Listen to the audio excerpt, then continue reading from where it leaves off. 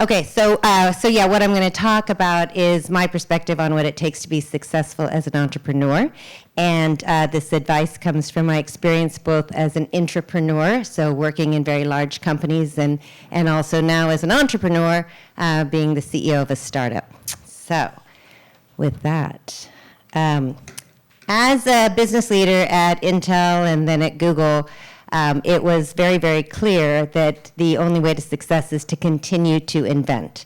You have to operate like an entrepreneur, even though you're inside a large company. Because once you slow down, you lose. And we have many examples of large companies that fail to continue to invent and are no longer. So through the way you can do this, obviously, if you're in a large company like Intel or Google, is you can either do it organically or you can acquire. And hence, at those companies, I have made many acquisitions of startups and also larger businesses, anywhere from $100 million investments and acquisitions all the way up to Intel's largest, which was $17 billion. And I will tell you, some of those acquisitions were wildly successful and others were completely disasters. And I'd be happy to tell you about the disasters over cocktails. So there's a real difference there. But now I find myself as the CEO of a med tech startup. And I get asked a lot about what that massive transition was to go from these huge Fortune 100 corporations to a startup environment. And I will say the single easiest thing was the singular focus. You have one product line, one customer base. How much easier could life get, right? And then the hardest thing about it was the singular focus. There is no backup. You fail and you have failed. So it is ironic how the two go so well hand in hand. But I will say, what it takes to succeed is the obvious first step, is you have to have the idea. And you need to have that idea in the context of a vision of the future state. How can your idea literally transform the future? So there are three elements to this. The first one, I will say, is visionary. Being a visionary. And the word visionary gets tossed around a lot, and people immediately throw out names like Elon Musk and Jeff Bezos, and how these people can literally see the future. And so what I say is that a visionary is, in fact, not someone that sees the future. That's a psychic. A visionary is someone that sees the future before everyone else. So you say, well, how do they do that, right? It's not magic. You're connecting the dots. You're connecting the inflection points that are occurring already, and you then are smart enough to connect those inflection points to predict the inevitable outcome and to do so before anyone else. So the first step in being that true visionary as an entrepreneur is to identify those inflection points that are naturally occurring. The second part is obviously to have the wherewithal to connect them, to determine what the future holds. The third is then to be bold enough to actually act on that, to take the leap of faith that you believe in where the future is going to be. And then obviously the fourth is you have to convince others. You have to convince all your stakeholders that this is the future, this is the big idea, this is where we should invest. And those are certainly the venture capitalists who you're trying to get money from. They're your ecosystem that you need. They're future employees that you're trying to attract to your company. And you have to do all this without coming off as, simply crazy. So that's the first thing. Beyond being a visionary, though, there's a very common theme in successful startups, which is the idea of disruption. The tech industry, I've been in the tech industry now for 36 years. The tech industry has been in a state of disruption since, the 80s and the invention of the PC. So there is just a continuous mode of invention.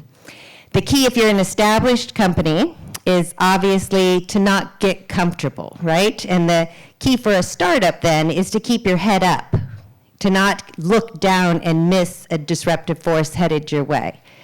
The disruption of technology clearly is disrupting the technology industry. That's obvious.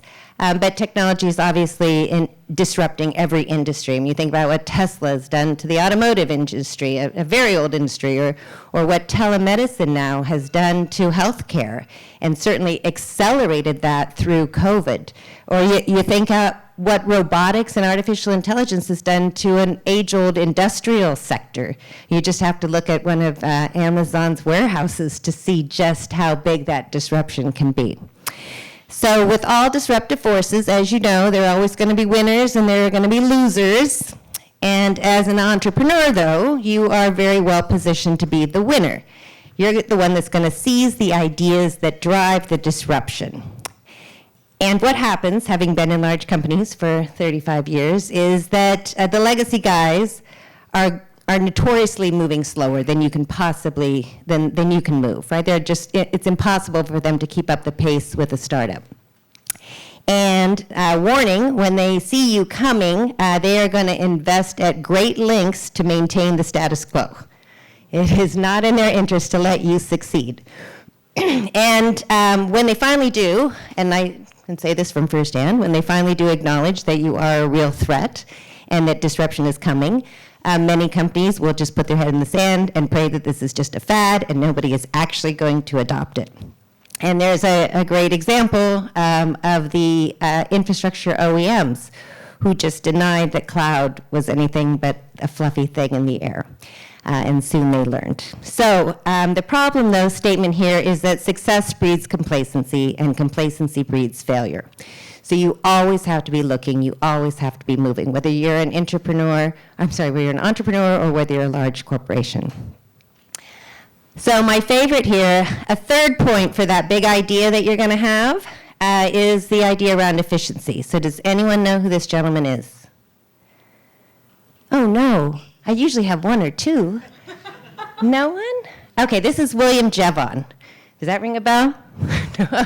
So this is Jevon's paradox, and I literally lived by this for most of my career. And in 1865, William Jevon said that in the Industrial Revolution, that if you made the machinery more efficient, that you would not sell less coal, but you would actually drive up the demand for coal. So a more efficient machine would actually increase demand. And of course, everyone thought this was non-realistic, unrealistic, and made absolutely no sense. Of course, it did make sense. That as the machines became more efficient, the demand for coal rose because you drive down the barriers to adoption, you drive down the cost, innovation occurs, and before you know it, the coal demand goes up and up. I was at one of Intel's annual investor days, and a sell-side guy came up to me and said, hey, so I hear you've structured your business model around Jevon's paradox. And I'm like, yes. And then I Googled it really quickly to figure out what in the world was Jevon's paradox. And I was like, yeah, he was actually right. That is the basis of what we do. We make compute more and more efficient. And this was during the time of VMware. And I had all the investors telling me that I was never going to sell another server again because virtualization would make servers more efficient and no one would ever buy another server. They just load thousands and thousands of apps onto a single server. Of course, that was crazy. Of course, it was proved wrong, and then cloud came after that. So Jevon's paradox became my mantra. So although counterintuitive, I do believe that any idea that drives efficiency is going to win. Okay, so if you want to try to prove that theory out, all you have to do is look at the three biggest IPOs of 2021. And I know 2021 was a rough year for everyone. But if you look at the top 321, none of these are visionary, right? None of these are disruptive. They're all just efficiency plays. I mean, you look at Rivian. I mean, it wasn't a breakthrough to say, let's make cars electric, right? Right? So it was efficiency. You take something that's already proven, you apply it to trucks, right? Big deal. You look at Coupang, right? So e-commerce, I mean, how long has e-commerce been around? That certainly was not disruptive. It certainly was not visionary. It was taking e-commerce and applying it to South Korea. Poof. And then you take Didi, right? Ride sharing? Is that novel? Is that disruptive? Is that visionary? No, of course not. It's taking that same efficiency model that's already been proven out, you bring it to China and expand it to Latin America, right? All very easy. So my advice to entrepreneurs is a high probability of success is if you create an idea that drives efficiency. Oh dear. So now that you have an idea that either delivers efficiency, disruption, or simply is visionary, the next thing you have to do is you need to have a business plan. And I will say that having worked with a lot of entrepreneurs, I took a year advising and investing in startups. This space usually gets overlooked. So this is, really success comes when you formed a company around a true strategy, and you have that cemented business strategy, you know that it's going to be successful. So the first step in that business strategy is feasibility. Like, how do you know that your idea can turn to a real product that can be really manufactured or really distributed? How do you know that? Who do you need to make your product successful and enter the market? Is there an ecosystem you have to get on board to make your idea successful? Who's in your value chain? I found this out the hard way, which is when I joined, not the hard way, but when I joined Novasignal in the healthcare space, the first thing I did was say, who's in the value chain? Who do I need in order to make my product feasible? Fortunately, as a healthcare provider, if you make the solution more effective, in our case, diagnosing stroke, then the physicians get to treat more strokes, their profits go up, the hospital's profits go up, and then the insurers don't have to deal with lifelong disability, so their profits go up. So everyone in the value chain wins. It's really important to understand that. Who do you need in your value chain in order to make you successful? And if any one of them doesn't agree with the value proposition, they can and will work very, very hard to block you. So the next is desirability. Who is there a real market for your product, and how do you know that? How do you know the market is really going to desire you? And what drives your confidence? And one of the things many startups don't take enough time to do is to go out and talk to real customers. The people that would actually procure your product. What excites them about it, and how do you know they're going to buy it? And it's just as important to talk to the customers that give you wildly positive feedback and tell you how wonderful your idea is, as well as the customers that say, there's no way in the world I would buy this. You're going to get actually the best feedback from the people that say, not me.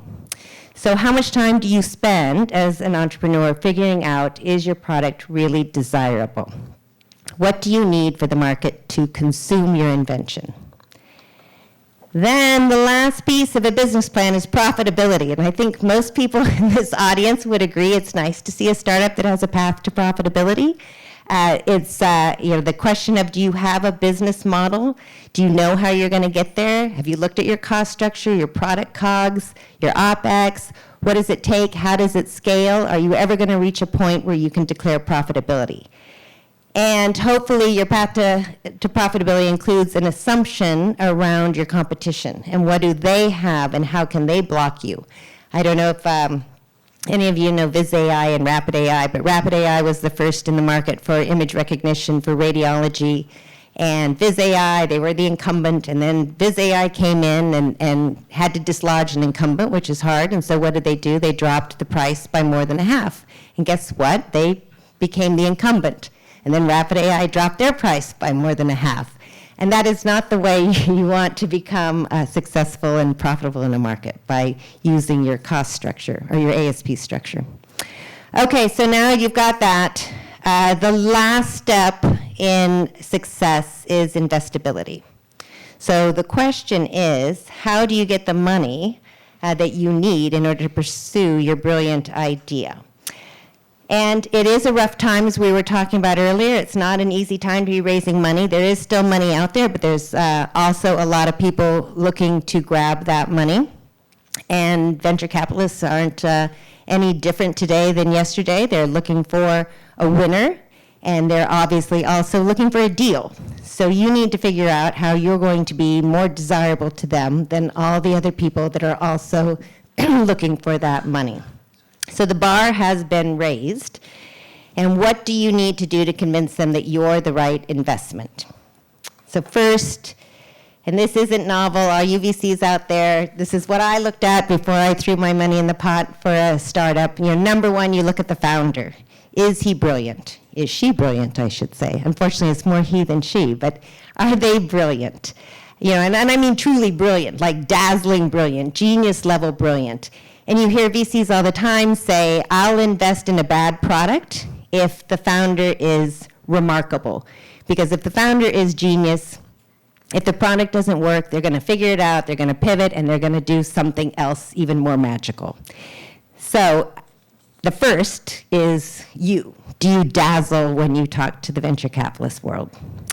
The second is the invention itself, and I really Roto-Rooter tested this when I joined Nova Signal, which is the invention really novel? Is it remarkable? Does it have intellectual property around it? Is it protected? Is there a moat?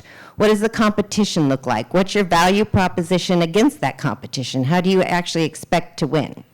So, number 2 is obviously you better have the invention. It's got to be robust. And then number 3 is the market. And as you will learn, or as you have learned or know, it's one thing first to say, I have a market that I can sell into. The other is to prove it. And I always think it's funny when the founder actually shows you the TAM, the total available market. So they size their own market. Well, of course you're going to size your own market big. That kind of that's a pretty obvious process. So who has tested your model? What third party independent has tested your model and proven that it's large? And then not only is your target market large, but are there adjacencies? Is there an opportunity for this to grow even bigger? That is all very important to do. So is your business model low resistance, easy to adopt, not too complex, targeting a large market with adjacencies to grow beyond? So given that all that I said, and I know that was a lot, but given all that I said is very obvious and clear and straightforward, then why do we end up with the statistics we end up with, right? So studies that was done over a decade says that a startup will fail in the first 3 years, 60% of all startups in the first 3 years, before they complete Series A funding, 60%. Even more frightening, if you're not worried about the stats, is that 17% of all startups will have a strategic exit, whether it's an acquisition or IPO, 17%, and only 1 will go IPO, only 1%. And so why do 83% of all entrepreneurs fail? And it's because what I just said is not easy. It's a whole lot easier to say than to do. So, I firmly believe, in order to be successful, you have to have it all. You have to have all of those. You have to be a founder that has the visionary attributes. You have to have spent time early on, creating a business strategy and a business plan that is believable, is robust, is pressure-proof. And you really need to have access to money, which means you are brilliant, your idea is novel, it's protected, and your market is huge. So I am going to end on the one thing that I still think is important that I haven't hit on, which is talent. You know, the entrepreneur is brilliant. That's how you made it to where you are. That's how you got the investment you needed. But one person alone is not going to build a company, clearly. And it may surprise you, and I've obviously been around a long time, but brilliant people aren't great at identifying their deficiencies. They're not great at telling you what they don't know. And in order to be successful, you have to be a smart person that can also declare that you know what you don't know. And you're going to pull in talent to augment those areas. And that means hiring people that are not like yourself, right? Because, you know, we need people that are completely not like you in order to be successful. And when you're in a small startup, every hire is a big deal. So what do? You go to the place that is low risk. You reach into your own network and you pull out someone that you know well, that is a low risk hire. And guess what? More than not, they are a lot like you. So to be a strong entrepreneur and to build a successful company, you have to be willing to take that risk and go out of your comfort zone.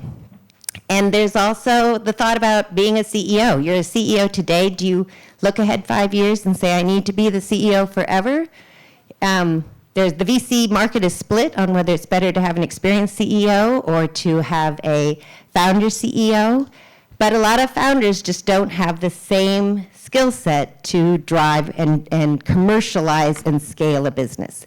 So you need to think about whether at some point you're willing to turn over the reins. And when I joined Nova Signal, the founder, amazing, brilliant inventor, just amazing, He was fabulous at the technology, obviously. He had invented something that was breakthrough, but he'd never run a business.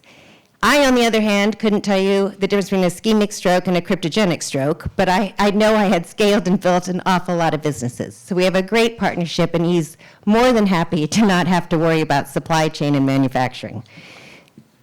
So my last is failure. I was being interviewed, and I was asked to tell the audience about my greatest failure. And the question kind of took me by surprise.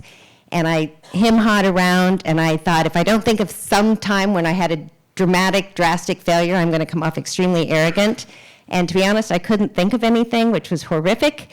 And I had to stand back and think about why I couldn't think of anything. And I'll tell you why. Many of my strategies and plans went awry. Right? The market changed, the customer changed, there was a competitive environment. But those are all those inflection points that then cause you to stop and say, well, let me adapt, let me pivot, let me change my strategy or my business plan and keep things rolling. It goes back to being able to see those inflection points and being willing to pivot and to move. So I believe all of those forces, all of those changes in the environment that are going to impact everyone in business can be seen and can be addressed before you declare, I've failed. And the best quote to say that is our dear old Thomas Edison. He clearly stated, I've not failed, I've just found 10,000 ways that don't work. And I believe that is the way to go. So it's clear success is never guaranteed, but I firmly believe that failure is infinitely avoidable. Thank you.